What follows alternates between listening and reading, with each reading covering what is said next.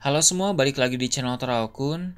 Sebelum pembahasannya dimulai, silahkan klik tombol subscribe dan aktifkan lonceng notifikasinya supaya kalian gak ketinggalan info dan teori terbaru seputar One Piece. Buat kalian yang mau informasi tambahan soal SBS atau databook, kalian bisa follow Instagram Toraokun. Di sana admin akan memposting soal SBS, databook, dan berbagai teori singkat. Sekarang lanjut ke pembahasan. Saturn melakukan hal yang tidak terduga pada bagian akhir chapter 1109. Di Pulau Egghead, dia menggunakan teknik summoning yang misterius untuk memanggil 4 Gorosei lain. Terlihat 4 lingkaran sihir yang mengeluarkan api hitam muncul di sekitar Saturn. Di chapter 1110, dari 4 lingkaran tersebutlah Gorosei lain akan datang, seperti saat Saturn memasuki Pulau Egghead beberapa waktu yang lalu.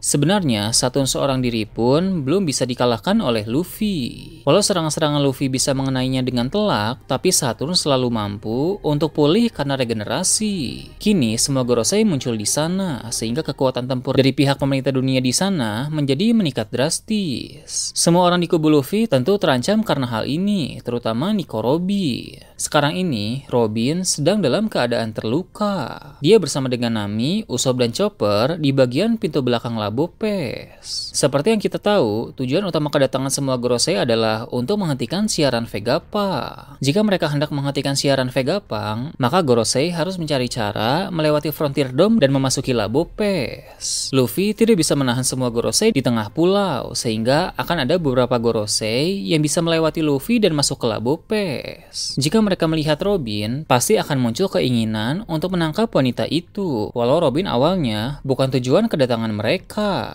Gorosei berasumsi bahwa Robin sudah membaca banyak Poneglyph. Dengan begitu, daripada menghabisi Robin di sana, ada baiknya Robin diinterogasi mengenai apa yang telah dia ketahui tentang isi dari Poneglyph. Hal yang membuat Gorosei tertarik adalah apakah Robin sudah tahu atau belum lokasi dari senjata kuno. Maka jauh lebih berharga untuk menangkap dan menginterogasi Robin daripada langsung menghabisinya. Nah, di situasi seperti ini, para raksasa Elbaf pun akan beraksi. Mereka akan menolong Robin dari Gorosei tersebut. Jaguar Diesel yang berada di Elbaf pasti berpesan kepada para pasukan raksasa Elbaf agar mereka menaruh fokus lebih kepada Robin. Robin adalah orang yang bisa membaca Poneglyph, sehingga pasti dia akan diincar oleh orang-orang kuat dalam pemerintah dunia. Jadi, rencana Gorosei pun tidak akan berjalan mulus, karena para raksasa Elbaf akan melindungi Robin sekuat tenaga. Ini pun akan membuat rencana Gorosei menjadi berantakan, sehingga mereka gagal menghentikan siaran Vegapunk. 10 menit pun berlalu, dan Vegapunk sudah mulai berbicara mengenai abad kekosongan. Dalam abad tersebut, ada banyak sekali rahasia menarik, mulai dari kerajaan kuno hingga makna inisial D. Itulah yang hendak dibongkar oleh Vegapunk, agar seluruh dunia bisa mengetahuinya. Pertama, tentang hal-hal penting mengenai kerajaan kuno. Seperti yang pernah disinggung oleh Profesor Clover, pada zaman dahulu kala, ada sebuah kerajaan yang memiliki peradaban yang sangat maju. Namun, kerajaan tersebut kini telah menghilang. Vegapunk pun akan membahas bahwa kerajaan kuno yang telah menghilang itu dipimpin oleh seorang raja yang dijuluki sebagai Joy Boy. Joy Boy dalam abad kekosongan bukan dari ras manusia, melainkan dari ras raksasa. Bila kita ingat kembali dalam chapter 906, di Muddy Joyce ada sebuah ruangan rahasia yang berisi topi jerami berukuran besar. Topi jerami yang misterius itu adalah milik sang Joy Boy yang lama. Berhubung raja dari kerajaan kuno merupakan seorang raksasa, maka kerajaan tersebut pun sebenarnya adalah negeri yang dihuni oleh banyak sekali raksasa.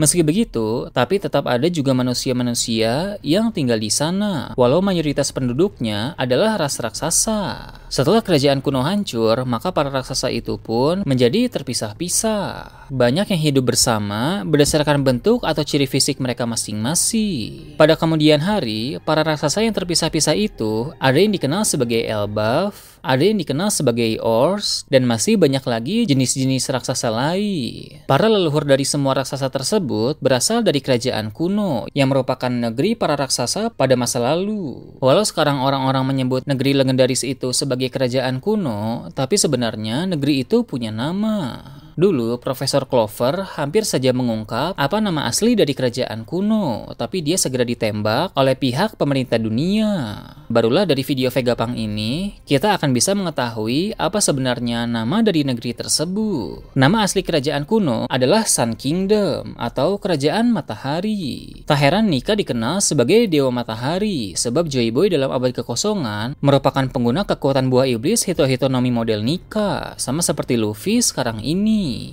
Hal itu diketahui berdasarkan perkataan Zunisha yang pada masa lalu berteman dengan Joy Boy. Dulunya, Joy Boy sering menggunakan kekuatan Nika untuk bertempur. Dia telah menguasai dengan sempurna kekuatan tersebut, sehingga dia mampu menggunakannya dengan sangat baik. Maka, saat melihat Joy Boy memakai kekuatan Nika, orang-orang pun mulai menyebut Nika sebagai Dewa Matahari, karena Joy Boy sebagai pengguna kekuatan itu adalah raja dari Kerajaan Matahari.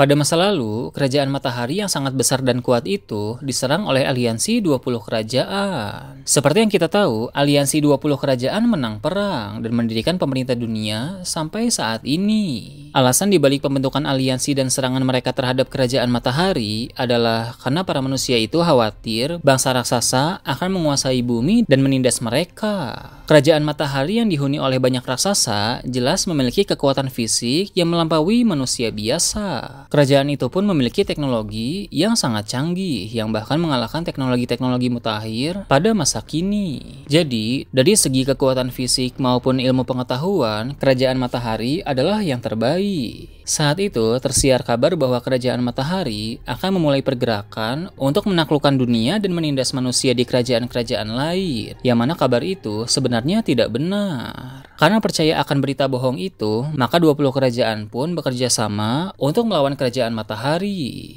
Hal paling menarik dari aliansi 20 kerajaan ini adalah siapa yang memiliki inisiatif untuk membentuk aliansi dan siapa yang menyebarkan berita bohong soal Kerajaan Matahari dan para raksasa di sana. Itu semua adalah ulah dari Im Sama. Berdasarkan perkataan dari Raja Cobra, dulu memang ada seorang raja dari aliansi 20 kerajaan yang bernama Imu. Dalam chapter 1086, Ivankov pun mengatakan hal yang serupa dengan lebih jelas menyebut nama lengkap dari orang itu. Nama lengkap Imu adalah Nerona Imu. Hal tersebut Ivankov ketahui dari sebuah buku. Dia menduga alasan Nerona Imu masih hidup sampai sekarang ini karena seorang pengguna OP-OP no Mi pada masa lalu yang memberi keabadian kepada Imu. Imu adalah dalang dari Perang Abad Kekosongan. Vegapunk akan menyebut nama Nerona Imu sebagai otak dari pembentukan aliansi 20 kerajaan dan dalang dari Perang Abad Kekosongan itu. Vegapunk juga akan membahas tentang makna dan tujuan inisial D.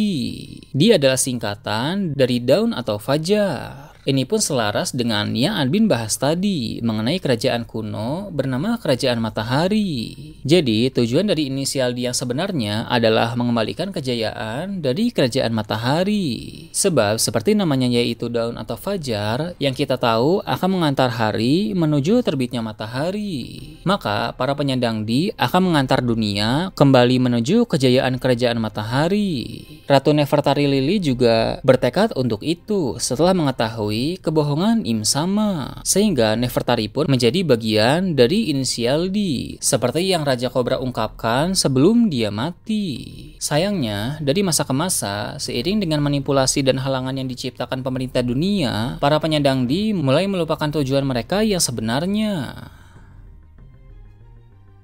Nah, itu tadi berbagai hal menarik pada chapter 1110. Gimana menurut kalian? Silahkan tulis di kolom komentar di bawah. Oke, segitu aja untuk pembahasan kali ini. Jangan lupa like, share, dan subscribe untuk video menarik selanjutnya. Gue Toraokun, Shambles.